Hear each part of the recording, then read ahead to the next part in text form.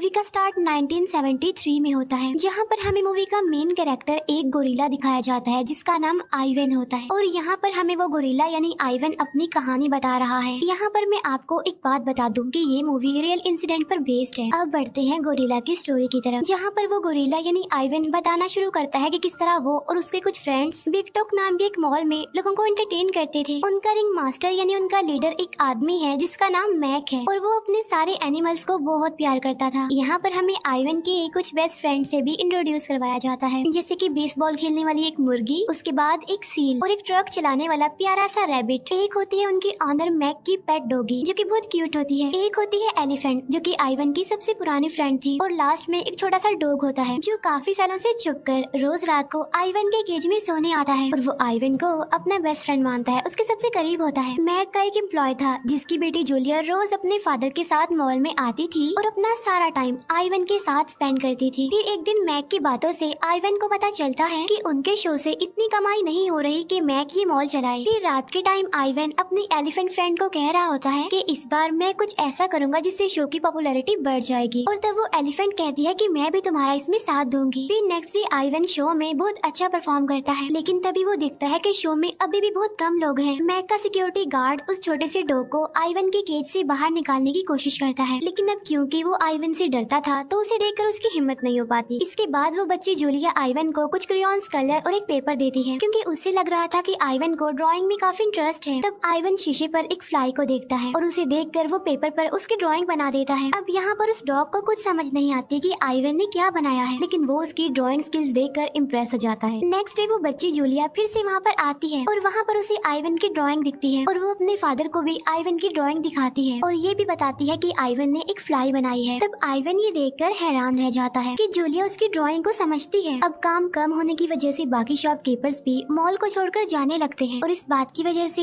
Mac को काफी परेशानी होती है। फिर एक दिन उसके पास एक कॉल आती है जिसे सुनकर वो काफी एक्साइटेड हो जाता है। इसके बाद वो डॉगी से मिलने जाता है, जहाँ पर डॉगी उसे बताती है कि आज का शो कैंसिल हो गया है क्योंकि एक नया एनिमल हमारे बीच में आने वाला है। और वो डॉग को कहती है कि प्लीज इस बात को सीक्रेट रखना, किसी को मत बताना अभी, इसलिए ताकि बाकी एनिमल्स को परेशानी ना हो। लेकिन बाहर जाते ही वो डॉग सबको ये बात बता देता है और तब वो सोचते हैं कि शायद शो की पॉपुलैरिटी कम होने की वजह से मैक उनमें से किसी को रिप्लेस करने वाला है। इसके बाद पता चलता है कि वो नया एनिमल बेबी एलिफेंट है जिसे मैक बड़ी एलिफेंट के साथ रखता है। तब मैक उन सबको उस बेबी एलिफेंट के बारे में बताता है और उसे लग रहा था कि शायद वो अपनी परफॉर्मेंस से इस शो में जान डाल देगी। अब यहाँ पर आइवन को उस बेबी एलिफेंट से इरिटेशन होने लगती है क्योंकि वो बहुत बोलती थी और बहुत सवाल करती थी। फिर नेक्स्ट डे मैक आइवन की परफॉर्मेंस को बीच में ही काट कर उस बेबी एलिफेंट को इंट्रोड्यूस करता है। तब ये देखकर आइवन को बहुत दुख होता है। दोनों एलिफेंट्स की जोड़ी से शो में एक बार फिर से लोगों की भीड़ होने लगती है। इसके बाद मैक उस बेबी एलिफेंट की पिक्चर्स भी पोस्टर्स पर लगवा देता है। तब ये देखकर आइवन और वो डॉग जलने लगते हैं। एक दिन जूलिया देखती है कि बड़ी एलिफेंट के पैर में कुछ प्रॉब्लम है। तब मैक उसे चेक करता है और उसे मेडिसिन प्रोवाइड करने के लिए कहता है। अब रात को बेबी एलिफेंट की जिद करने पर बड़ी एलिफेंट उसे अपनी कहानी सुनाती है कि जब वो बेबी एलिफेंट थी तब वो एक बड़े से डिच में गिर गई और तब वहाँ एक लड़की ने आकर उसकी हेल्प की। बड़ी एलिफेंट ये भी बताती है कि यहाँ से बाहर की दुनिया में सब लोग आजाद रहते हैं और वो दुनिया बहुत खूबसूरत है। वहाँ पर ट्रीज भी हैं, माउंटेन्स भी हैं, वाटरफॉल्स भी हैं जो बहुत प्यारा लुक देती हैं। उस टाइम ये सारी बातें आइवन भी सुन रहा था और तब वो भी इस तरह की खूबसूरत जिंदगी के बारे में सोचने लगता है। फिर नेक्स्ट डे बड़ी एलिफेंट शो पर नहीं जा पाती और तब मैक अकेले ही बेबी एलिफेंट को शो करने के लिए कहता है। तब ये सुनकर वो बेबी एलिफेंट डर जाती है कि मैं अकेली कैसे करूँगी।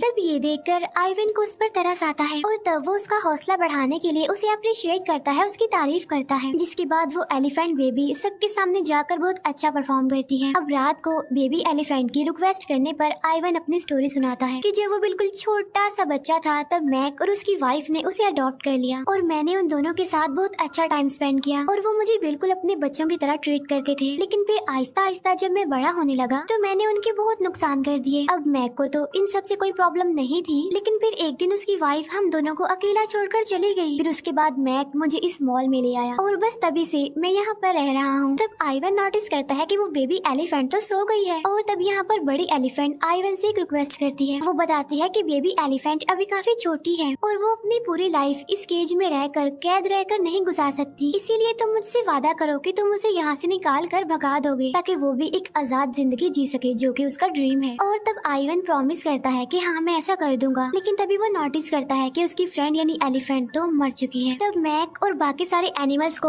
उसकी मौत का बहुत दुख होता है। इसके बाद आइवन देखता है कि मैक जबरदस्ती उस बेबी एलिफेंट को परफॉर्म करना सिखा रहा है, लेकिन वो बहुत थकी हुई है। तब जूलिया और उसके फादर भी उसे रोकने की काफी कोशिश करते हैं, लेकिन मैक किसी की नहीं सुनता। और ये देखकर आइवन को बहुत गुस्सा आता है और वो चिढ़ जाता है और वो ये डिसाइड कर लेता है कि अब चाहे जो भी हो मैं बेबी एलिफेंट को यहाँ से भगा दूंगा। इसके बाद आइवन अपने फ्रेंड डॉग को बता रहा होता है कि हाईवे की दूसरी तरफ एक काफी बड़ा जंगल है जहाँ हम सब आजाद जिंदगी गुजार सकते हैं। इसके बाद आइवन ड्राइंग बनाता है जिस पर वो एक चाबी भी बनाता है। उसे यकीन था कि जूलिया उसकी ड्राइंग को समझकर उनकी हेल्प जरूर करेगी और नेक्स्ट डे वो ड्राइंग जूलिया को दिखाता है। लेकिन इससे पहले कि जूलिया उस ड्राइंग को समझ पाती, मैक उस ड्राइंग को ले लेता है और ये देखकर उसे अपने शो के लिए एक नया आइडिया मिल जाता है। वो हर जगह पोस्टर्स लगवा देता है कि आइवन ड्राइंग बनाने लग गया है। तब ये सुनकर बहुत सारे लोग उसके शो में आ जाते हैं। अब शो में मैक के बहुत कहने पर भी आइवन कुछ भी ड्राइंग नहीं बनाता और वहाँ से वो चला जाता है, क्योंकि उसके माइंड में बस एक ही बात घूम रही थी कि मैंने जो प्रॉमिस अपनी फ्रेंड एलिफेंट से किया था, यानी बेबी एलिफेंट को वहाँ से भगाना है, तो मुझे उसे पूरा करना है। तब मैक उसे काफी समझाने की कोशिश करता है, लेकिन तभी अचानक से उसे आइवन के केज में वो डॉग दिख जाता है। इसीलिए वो गुस्सा होते हुए सिक्योरिटी गार्ड को कहता है कि निकालो इसे यहाँ से, और अगर तुमने इसे यहाँ से ना निकाला तो मैं तुम्हें जॉब से निकाल दूंगा। तब ये सुनकर आइवन को एक आइडिया आता है और वो उस डॉग को सिक्योरिटी गार्ड के पास भेजता है। तब वो डॉग सिक्योरिटी गार्ड को अपने पीछे लगाकर आइवन के केज में ले आता है। सब कुछ प्लान के अकॉर्डिंग हो रहा था। फिर सिक्योरिटी गार्ड देखता है कि आइवन तो सो रहा है, इसीलिए वो लॉक खोल के अंदर आ जाता है, लेकिन तभी उसके पीछे आइवन उठ जाता है। तब आइवन को जागता देखकर उसके होश उड़ जाते हैं और वो बेहोश हो जाता है। फिर आइवन कीज की मदद से सभी जानवरों को बाहर निकाल लेता है और जब वो बेबी एलिफेंट इस बारे में पूछती है तो आइवन कहता है कि हम सब एक आजाद जिंदगी जीने जा रहे हैं। लेकिन वो डॉगी उनके साथ चलने से मना कर देती है, क्योंकि वो एक पेट एनिमल है और वो ज्यादा देर तक बाहर नहीं रह पाएगी। इसके बाद वो सभी मेन डोर तक आते हैं जो कि लॉक था, और तब वो डॉग आइवन को उसकी पावर के बारे में बताता है कि तुम बहुत स्ट्रॉन्ग हो, यू कैन डू इट। और तब आइवन एक ही पंच से उस डोर को तोड़ देता है। फिर वो सभी हाईवे की तरफ बढ़ते हैं। उधर वो सिक्योरिटी गार्ड मैक को इस सारी सिचुएशन के बारे में बताता है। अब हाईवे को क्रॉस करते हुए रैबिट का ट्रक फंस जाता है और तब ठीक टाइम पर आइवन उसे एक गाड़ी से बचा लेता है। वहीं पर एक आदमी उन सभी जानवरों को जंगल की तरफ जाते हुए देखता है। अब वो एनिमल्स जंगल में आकर बहुत खुश होते हैं और वहाँ पर वो एंजॉय करने लगते हैं, लेकिन उनकी ये खुशी टेम्परेरी थी, क्योंकि आगे जाकर उन्हें पता चलता है कि ये कोई जंगल नहीं है बल्कि ये एक फैमिली पार्क है